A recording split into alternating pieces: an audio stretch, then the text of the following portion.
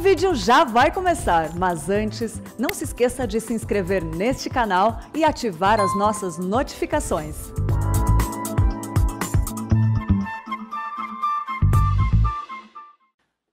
Irmãos queridos, nós vamos então ler a palavra de Deus, o texto de João capítulo 1, o Evangelho de João capítulo 1.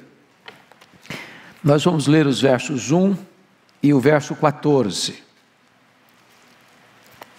João capítulo 1, verso 1 e o verso 14.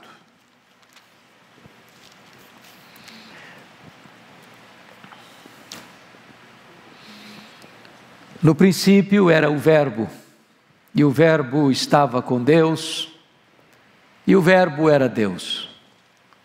Verso 14, e o Verbo se fez carne, e habitou entre nós, cheio de graça e de verdade, e vimos a sua glória, glória como do unigênito do Pai. Esse texto está nos falando sobre o Cristo pré-existente e está falando do seu nascimento na história. A história, na verdade, foi uma preparação para o nascimento do Messias. A Bíblia diz que ele deveria vir e ele seria a semente da mulher. Ele deveria ser da tribo de Judá.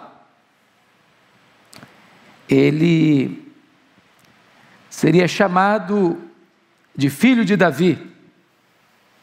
Ele deveria nascer de uma virgem. Ele seria chamado de Nazareno, mas teria que nascer em Belém da Judéia. Sendo ele o pão da vida, ele deveria nascer na casa do pão, Betlehem, casa do pão, Belém. Toda a história da Bíblia, registrada no Antigo Testamento, porque o Antigo Testamento registra desde a criação, foi uma espécie de preparação para a vinda de Jesus ao mundo. A maior efeméride, o maior acontecimento, o fato mais auspicioso da história. Então, a vinda de Jesus ao mundo já é anunciada lá aos nossos primeiros pais no Éden, depois que eles pecaram, dizendo que da semente da mulher, da descendente da mulher, esmagaria a cabeça da serpente. Todo culto que foi estabelecido na antiga dispensação tinha como propósito revelar-nos Cristo, apontar-nos para Cristo. Ele foi, por exemplo, representado pelo Cordeiro da Páscoa, a saída do povo do Egito, apontava para Cristo. Sangue vertido, aplicado no batente das portas, livrando os primogênitos de Israel da morte. Pois é o sangue de Cristo aplicado no nosso coração que nos livra da morte eterna. Ele foi simbolizado pelo tabernáculo, que era móvel, quando Deus vem para morar com o povo. Pois no tabernáculo Deus veio morar com o povo simbolicamente, mas quando Jesus nasceu, o Verbo se fez carne e o próprio Deus veio habitar entre nós. A Arca da Aliança, que era o móvel mais importante do tabernáculo, que ficava lá no Santo dos Santos, era um símbolo de Jesus, porque foi no seu sangue que a nova aliança foi firmada. E o que estava dentro daquela arca, dentro daquela caixa de madeira e revestida de ouro, apontava para Cristo, porque Ele é a verdadeira lei de Deus, Ele é o verdadeiro pão do céu, e Ele é a verdadeira vara de Arão que floresceu, porque Ele morreu e ressuscitou. Quando você avança um pouco mais, o templo era um símbolo dele. A glória que se manifestou lá no templo apontava para a glória que vem plena nele, e vimos a sua glória, glória como do unigênito do Pai, quando ele se encarnou. Então tudo no Antigo Testamento reportava para Cristo. Ele era simbolizado por aquela coluna de nuvem que guiava o povo durante o dia, por aquela coluna de fogo que guiava o povo durante a noite. Ele era simbolizado pelo maná que caía, que alimentava o povo diariamente. Jesus é o pão da vida. Ele era simbolizado por aquela água que brotava da rocha. Ele é a água da vida. Então ele foi prometido para nós como maravilhoso conselheiro, como Deus forte, como Pai da eternidade, como Príncipe da paz. E diz a Bíblia que então na plenitude dos tempos ele veio, nascido de mulher, nascido sob a lei, para ser o nosso Redentor. Quando a Bíblia diz na plenitude dos tempos, Deus estava preparando o mundo para isso. Deus preparou, por exemplo, o mundo grego, para dar ao mundo uma língua universal. Deus preparou o mundo romano, para dar ao mundo uma lei. É por isso que se estuda até hoje o direito romano. Deus preparou o povo judeu para dar ao mundo a palavra, a escritura. Quando todo o cenário estava montado, e preste atenção que reinos se levantaram, reinos caíram, mas o plano de Deus nunca foi alterado. Quem tem as rédeas da história nas mãos é Deus. É Ele quem dirige, é Ele quem controla. Então, na plenitude dos tempos, Ele veio. E aí nós lemos que no princípio era o Verbo, e o Verbo estava com Deus, e o Verbo era Deus. Aqui traz a questão do conceito. Jesus é o Verbo. E quando ele diz que no princípio era o Verbo, ele está dizendo que o Verbo preexiste ao princípio, quando tudo foi criado, então ele é eterno. Quando diz que ele estava com Deus, significa que ele não é um ser impessoal, mas ele estava face a face com Deus, da mesma essência, da mesma natureza.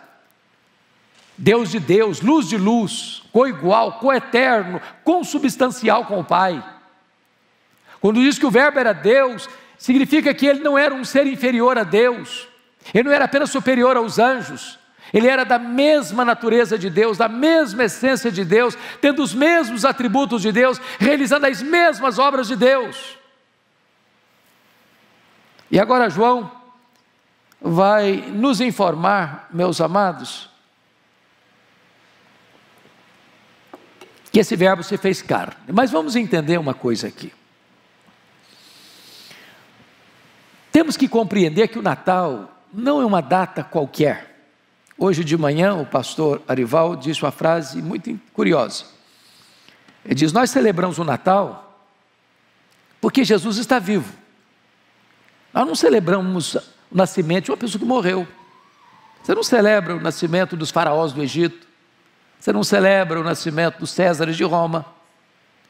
Você não celebra hoje nem o nascimento dos seus entes queridos que morreram. Enquanto eles estavam vivos, nós comemorávamos o aniversário deles. Por mais amados que eles sejam, depois que eles morrem, nós podemos até lembrar, mas nós não celebramos mais o aniversário. Comemoramos o aniversário de quem está vivo. Então, o que acontece? Por que João escreve essas palavras? O que moveu João, que já estava velho, no final do primeiro século, quando todos os outros apóstolos já estavam mortos, e todos eles mortos pelo viés do martírio, levou João a escrever esse texto que nós lemos aqui. No princípio era o Verbo estava com Deus, o Verbo era Deus, o Verbo se fez carne, habitou entre nós, cheio de graça e de verdade, e vimos a sua glória, glória como do unigênito do Pai. Por que João escreveu isso? O que estava por trás? E é curioso isso, porque vocês sabem que João, ao escrever este evangelho, ele difere dos outros evangelistas. Mateus, Marcos e Lucas são chamados de evangelhos sinóticos. E o que significa isso? A palavra sinótico é uma palavra grega, que significa olhar na mesma direção, na mesma perspectiva. Embora Mateus, Marcos e Lucas tenham peculiaridades, Mateus enfatizou Jesus como rei, Marcos, Jesus como servo, Lucas como homem perfeito, mas os 3 evangelistas olham basicamente na mesma direção. Descrevem a vida, o ministério, os ensinos, os milagres, a morte, a ressurreição e a ascensão. Mas João não. João dedica todo o seu evangelho para coisas muito específicas, com um único propósito: provar que este Jesus é o próprio Deus. Por que ele faz isso? Porque no final do 1º século, esta verdade estava sendo questionada, por influência do pensamento grego. O pensamento grego tinha um pilar central, que era chamado dualismo. Para os gregos, a matéria era essencialmente má e o espírito era essencialmente bom. Então, os gregos, dentro desta cosmovisão, não acreditavam na criação. Para eles, a criação era fruto de uma emanação longe, longe, longe, longe da divindade. Porque, sendo Deus bom, não podia criar um mundo material que para eles era mau. Eles não acreditavam na encarnação, nem muito menos na ressurreição. Então preste atenção, amados, que esta verdade, a verdade da divindade de Cristo, o seu nascimento, a sua vida, a sua morte, a sua ressurreição, a sua ascensão, o seu senhorio, a sua exaltação, a sua divindade, enfim, não estava mais sendo aceita tranquilamente. Era atacada essa verdade. O que João vai fazer? João vai fazer uma defesa, a defesa de uma tese. Mostrar que esse Jesus é Deus, verdadeiramente Deus, e esse Jesus é homem, verdadeiramente homem. Que a tese grega era falsa, que o pensamento grego era equivocado, que a filosofia grega não estava amparada com a verdade. O cristianismo, irmãos, ele suporta críticas, ele suporta oposição, ele suporta questionamento. A fé cristã não é irracional. Nós não cremos num mito, nós não cremos numa quimera, nós não cremos numa fantasia. A nossa fé suporta questionamento. Então o que João vai fazer? Ele vai provar uma tese. Qual é a tese? Esse Jesus é Deus, verdadeiramente Deus, e ao mesmo tempo é homem, verdadeiramente homem. Ele vai lançar mão de 2 expedientes. Ele vai lançar mão, por exemplo, de 7 milagres que Jesus fez e ele registrou aqui. 7 é o número da perfeição. E se ele faz as obras de Deus, então ele é Deus. Ele transformou água em vinho, primeiro milagre, capítulo 2. Ele curou o filho do oficial, segundo milagre, capítulo 4. Ele curou o paralítico de Betesda, capítulo 5. Ele multiplicou pães e peixes, capítulo 6. Quinto milagre, ele andou sobre o mar, capítulo 6. Sexto milagre, capítulo 9, ele curou um cego de nascença. E sétimo milagre, capítulo 11, ele ressuscitou Lázaro. Na tese de João é essa: se ele faz as obras de Deus, então ele é Deus. Mas João vai provar também a divindade de Cristo, porque ele tem os mesmos atributos de Deus.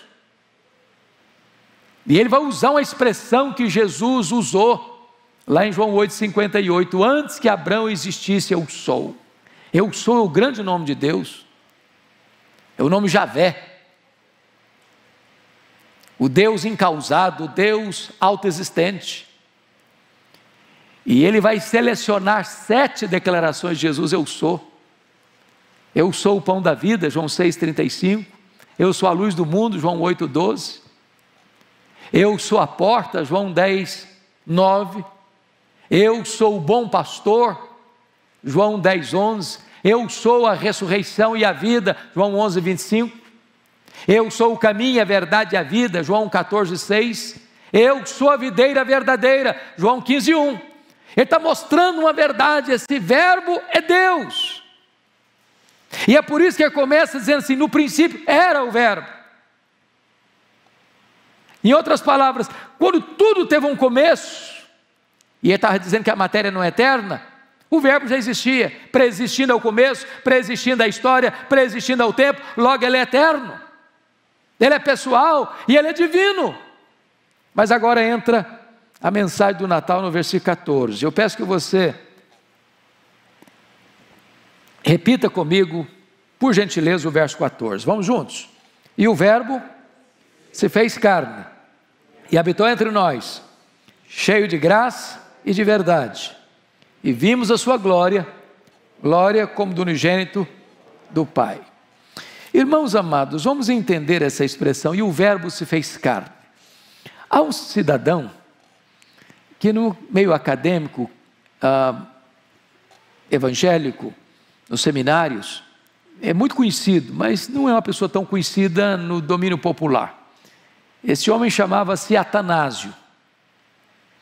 Ele enfrentou as teses de Ário de Alexandria, que no quarto século começou a negar a divindade de Cristo. E aí houve um concílio da igreja, em 325, convocado pelo imperador Constantino. E Atanásio triunfa sobre as ideias heréticas de Ário e prova, à luz das Escrituras, que Jesus Cristo é verdadeiramente Deus. Esse homem escreveu um livro, lá no quarto século. Olha como é que a coisa é boa. Nós temos esse livro hoje, século 21, em língua portuguesa. E ele vai dizer nesse livro que a encarnação é o maior mistério do cristianismo. E é mesmo. Se não, vejamos. Está escrito assim, e o verbo se fez carne. Você tem que fazer uma pergunta. Que verbo é este? E a resposta é, o verbo eterno, pessoal, divino, autoexistente, criador, o verbo que é Deus, infinito, imenso, imutável, onipotente, onipresente, onisciente, transcendente, soberano. Numa linguagem bíblica, nem os céus dos céus pode contê-lo. Entendamos. Se o nosso universo hoje, é o que se sabe hoje, mas pode ser que esse conhecimento amplie. Se o nosso universo hoje tem mais de 93 bilhões de anos-luz de diâmetro, significando que se você voasse a velocidade da luz, 300 mil quilômetros por segundo, você demoraria mais de 93 bilhões de anos para ir de um extremo ao outro do universo, e se o verbo é transcendente, ele é maior que isso. E agora João está nos dizendo que esse verbo se fez carne. Na palavra de Paulo em Filipenses 2,6, e nós cantamos aqui agora há pouco, o cântico, esse verbo se esvaziou. Ele não foi esvaziado, ele se esvaziou. Mas quanto ele se esvaziou? Quanto? A Bíblia mostra que ele se esvazia a ponto de se transformar num zigoto, num embrião, num feto, num bebê, que nasce de uma virgem, enfaixado em panos e colocado numa manjedoura.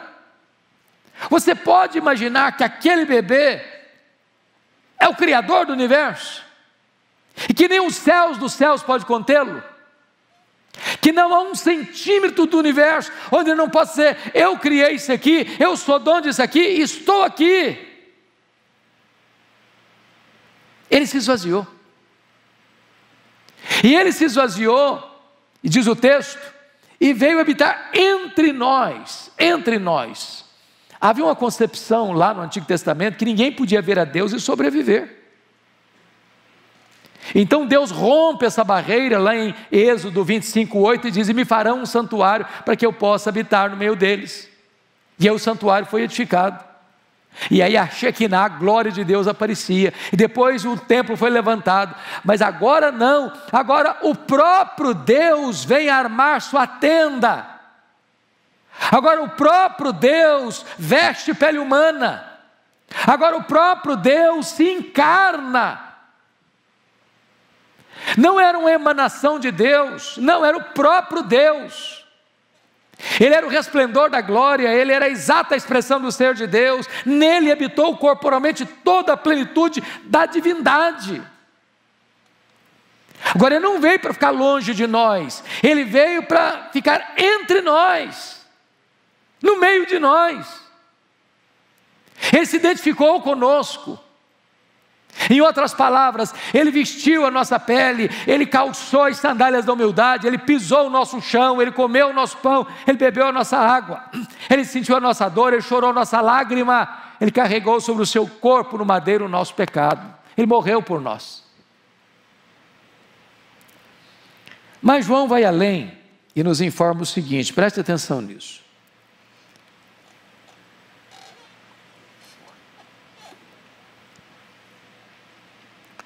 O texto nos informa que ele se manifestou cheio de graça e de verdade. Eu fico impressionado com isso porque Deus poderia ter vindo até nós em juízo. Ele é justo. Ele poderia ter vindo em juízo. E se viesse, nós seríamos fulminados.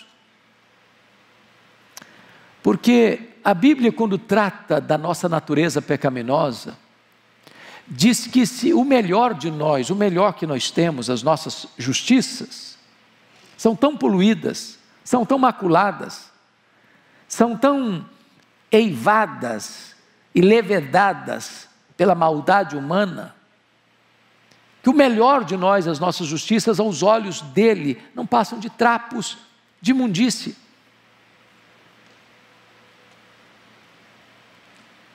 Se você ler na Bíblia atentamente, todas as pessoas que tiveram uma visão pessoal da glória de Deus, foram tomadas por um senso de pecado, e não de autopromoção.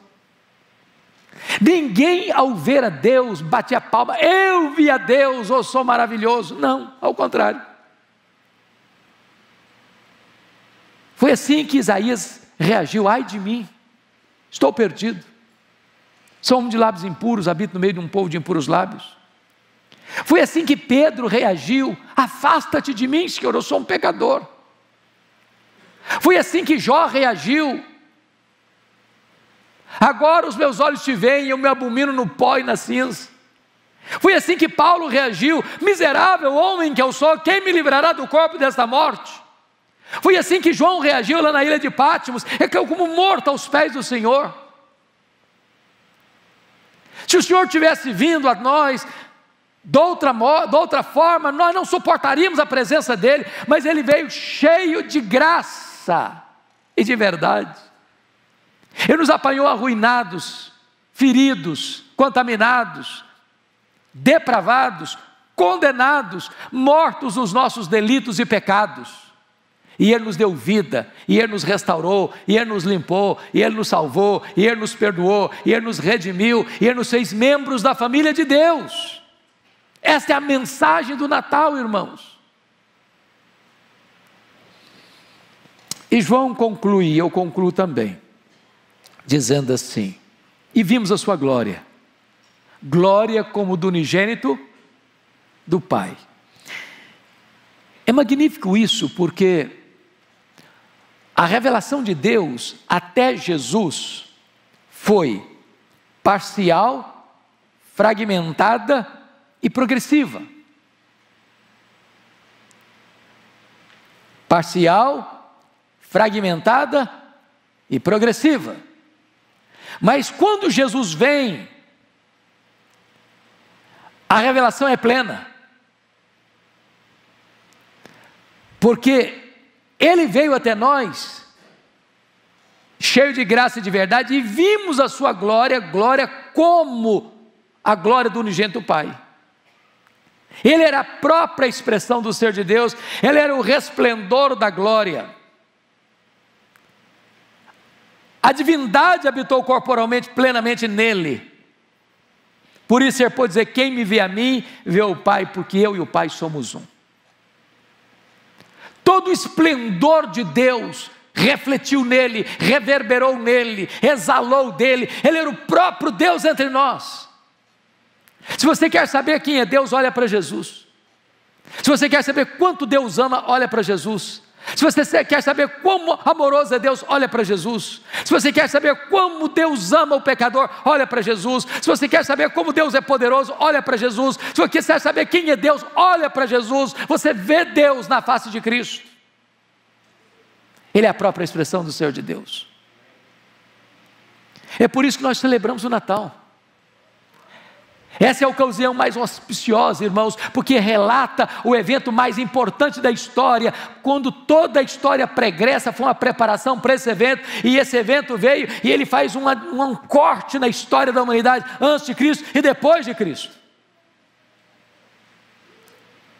Mas nós não celebramos um evento, nós celebramos uma pessoa, nós celebramos Jesus.